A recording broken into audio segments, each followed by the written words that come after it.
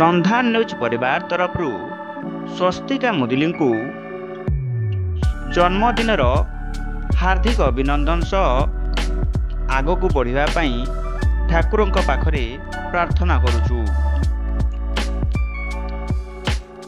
जितेंद्र और निकी मुदुली कन्या स्वस्तिका मुदुली तांकर 11तम जन्मदिन से बहुत धूमधाम रे पालन करिसंती।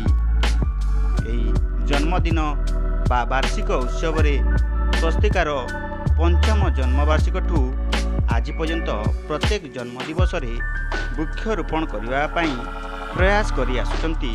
स्वस्तिका तांको बापांको ठारू प्रेरणा पाई से प्रत्येक वर्ष प्राणी जगतर मंगल पाई गोटे लेखाए वृक्षरोपण करी से गछर से जत्न नहीं थांती।